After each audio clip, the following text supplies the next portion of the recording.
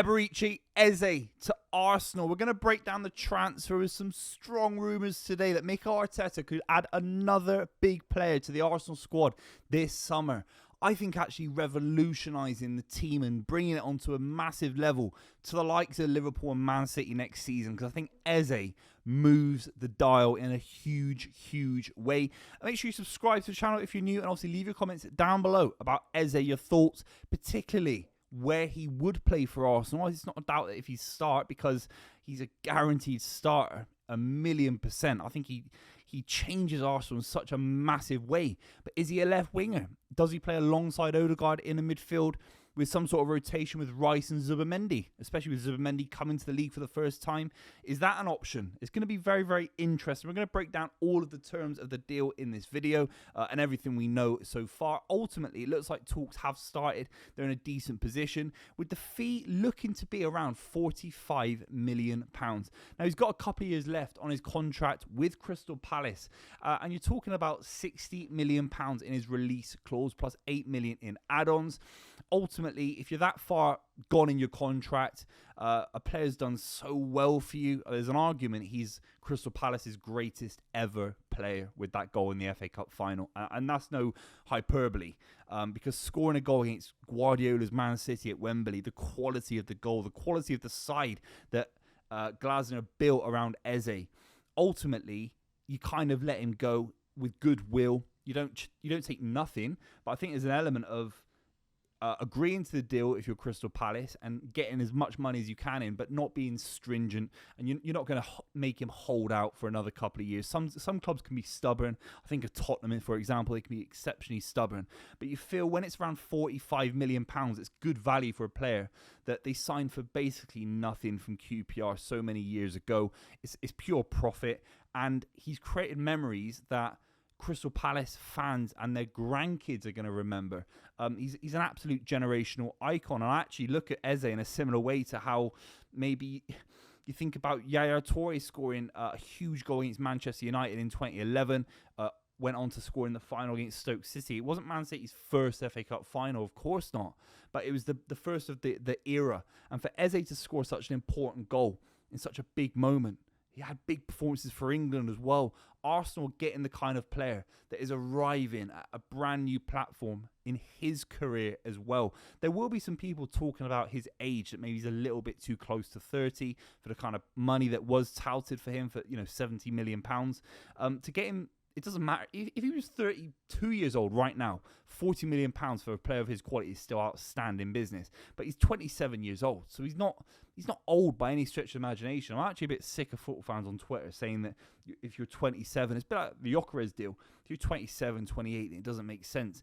You look back in the 90s, a lot of footballers would move at the back end of their 20s when they're 29, 30, and they'd get a little bit of, they get a brand new contract out of a brand new club and make a move in their late 20s and find their prime years.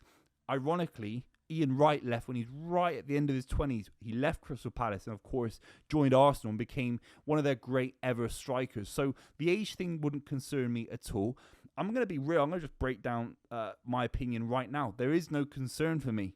There is no concern for me. I think he's that good. I think he's got a potentially higher ceiling in the next couple of years, what he could do on the football pitch, than Martin Odegaard. I'm not being hyperbolic about that. I like Martin Odegaard. I don't think he stands up in big moments. I think he can be a bit of a passenger at points in big games, and maybe that's because he hasn't got an Eze alongside him.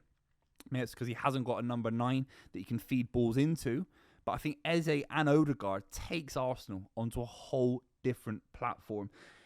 You have to look around the transfer market as well. It is interesting, the context of these kind of deals, particularly, again, for an England international. This would be a guy that will be looking to not only go to the World Cup in 2026, but start for Thomas Tuchel. He'll be wanting that. He's at that kind of level where he can influence things at the highest level in World Cup games. He'll be looking to start for England. And you look at the kind of fees that big players, big English talents in a midfield playmaker, number 10 position kind of go for in the market today. And you think, well, James Maddison to Tottenham was a similar fee. You think Jack Grealish to Man City was £100 million. A little bit further afield, maybe Paul Pogba, an attacking-minded midfielder to Man United back in the day, £90 million. Darwin Núñez, more of a winger, of course, or a striker. That's £85 million. Even Nicola Pepe was £75 million. Florian Wirtz in this window. You know, Florian Wirtz is a top player. I've gone on about him on this channel quite a lot because I'm a huge fan of him. I think he's a huge superstar coming to the Premier League. But we don't know if he's going to hit the ground running. We don't know if he could score a goal like Eze did in the FA Cup final, or the FA Cup semi-finals, or basically all the rounds of the FA Cup for Crystal Palace, or score big goals in the Premier League. We don't know that. I think it's likely he will. But with Eze, you've got a proven player at the highest quality that can play across a range of positions.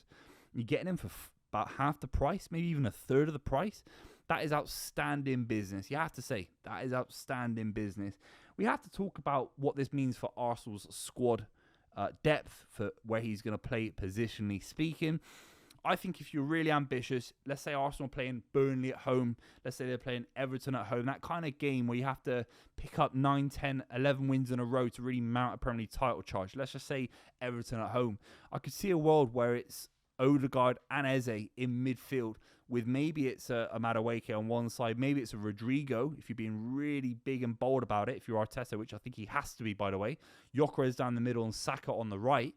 Eze, Odegaard, and then it's Rice behind. You can be super attacking. A bit like how Man City at points was De Bruyne, Bernardo, Foden, Gundogan, all in that midfield floating around. You could have that in big games, and then you can rotate and maybe take Odegaard out of the side. That's crazy saying that. And keep Eze in there as a lone number 10 and had that protection around him with Zubimendi and Rice in maybe a big game. For me, I'll be real, I think he's better than Odegaard. I think he is better than Odegaard. So that's how I'd see it.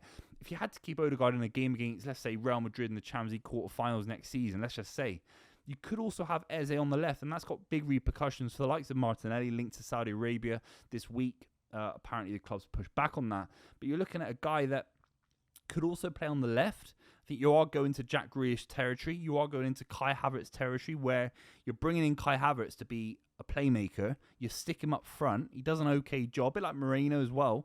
And it's this kind of mismatch of positions for a player. I think Eze should be playing on the left-hand side of a three-man midfield in that kind of joint number 10 position. That's how I see it. And I think playing him on the left would work in big games if he wanted to do it and he had a hunger to play there and cut in on his right foot and score big goals, which we know he can do.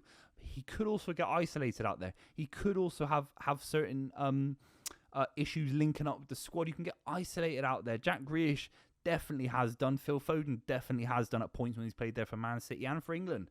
I think Arsenal and Arsenal fans deserve a naturalised winger. I don't think it's Madueke. I've talked about it on this channel. I think for me, if you can get Rodrigo for £70 million, he's not even getting a kick for Alonso at Real Madrid. Get Rodrigo. Go big. Because it's a once-in-a-lifetime opportunity to have a squad as good as Arsenal will have.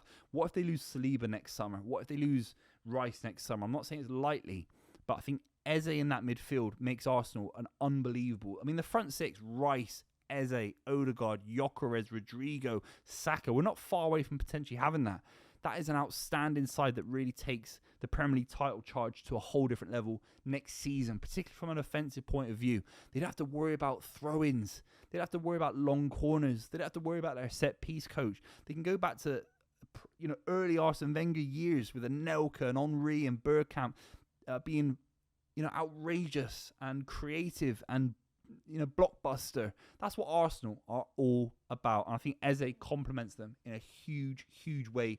If he were to sign, I think he will sign. It looks like it's a very close deal. Make sure you subscribe to the channel if you're new. Would really appreciate your thoughts about Eberechi Eze. I have to say, from a neutral point of view, he's one of my favourite players in the league. He's an outstanding footballer to the highest level. I'm a huge fan of Eze. Make sure you subscribe if you're brand new.